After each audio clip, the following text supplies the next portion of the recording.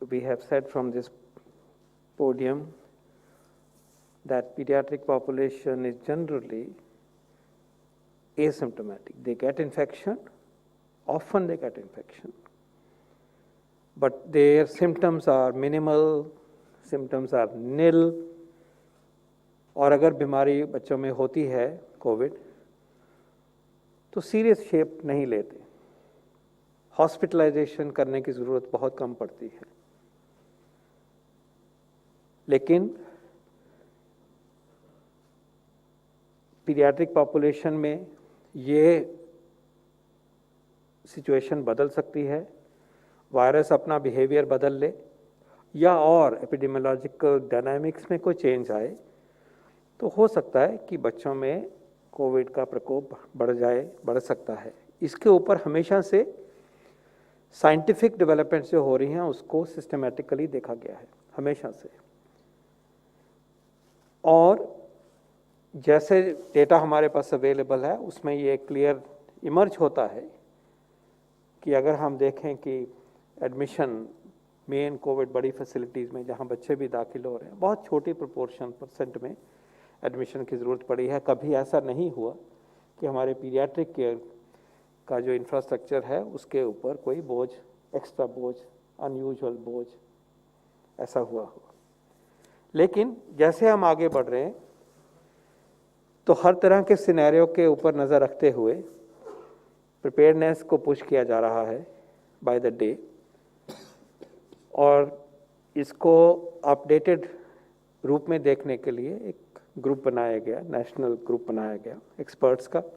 और मिनिस्ट्री की टीम्स के साथ मिलके काम किया गया सिस्टमेटिकली कि दोबारा देखा जाए और जो भी साइंस अब अवेलेबल है जो 4 महीने पहले या 3 महीने पहले नहीं थी उसको भी देखा जाए। उस सब को देखते हुए, जोड़ते हुए और देश के एक्सपीरियंस को समझते हुए,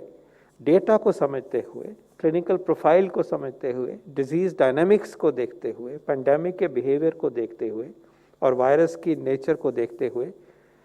new way to address this और रिन्यूड वे, अपडेटेड वे करने के लिए गाइडलाइंस जो हैं वो इस ग्रुप ने हमें प्रस्तुत कर दी हैं और इसके ऊपर इनको अडॉप्ट किया जाएगा, प्रोसेस में है, एक आधे दिन में ये हो जाएगा काम। कहने का तात्पर्य ये है कि ये काम जो हमने यहाँ अर्लियर मेंशन किया था, earlier also we had mention, वो काम तरीके से पूरा हुआ है और वी आर रीअश्योर यू कि पीडियाट्रिक पॉपुलेशन को कोविड के लिए जो ज़रूरत है वो उसका बंदोबस्त होगा और उस बंदोबस्त में कोई कमी नहीं होगी। और जैसे मैंने कहा उसको नई साइंस, नए एक्सपीरियंस, नए नॉलेज को भी भरपूर करते हुए उस तरफ हम बढ़ेंगे। लगता है कि 2 से 3% ऐसे बच्चे जिनको कि कोविड का चांस बीमारी का हो आए, अस्पताल की ज़रूरत पड़ सकती है 2-3%, लेकिन हमारी तैयारी जो है उसके दुगनी ढाई गुना कुछ होगी और वो सब हमारे सामने इस ग्रुप ने जो दिया है उसके ऊपर एक्शन होगा। मैं ये कहना चाहूँगा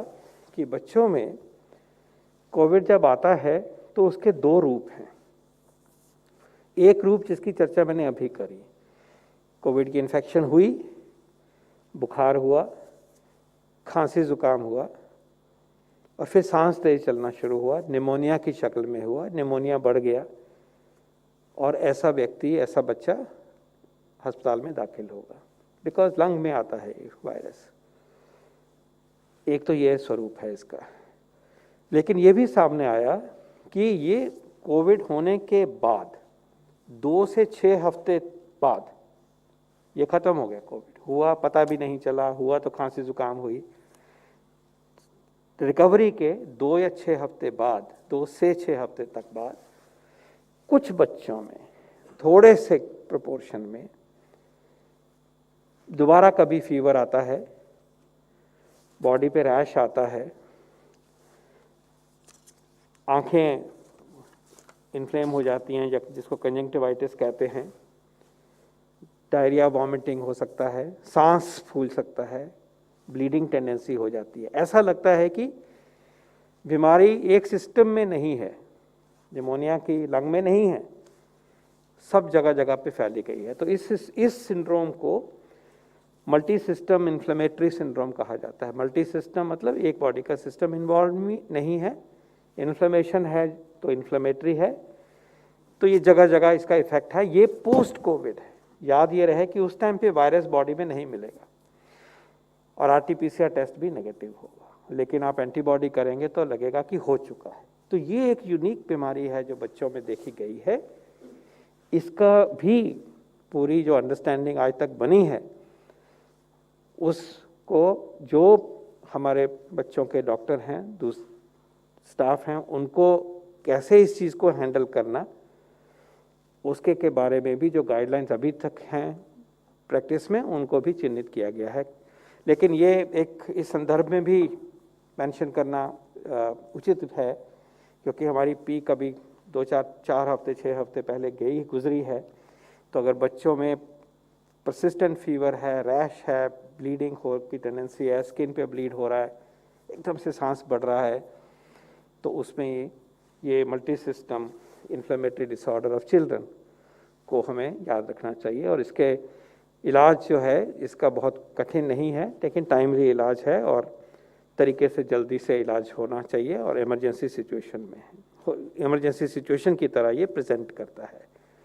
तो in short, we're happy to report to you that we are working very systematically, comprehensively to address the problem of pediatric COVID disease for now as well as into future, and we will strengthen our facilities as required. We will do an audit of what is required, what might be required in a worst case scenario, and the steps will be taken and be put into action. तो दूसरा point मैं ये raise करना चाहूँ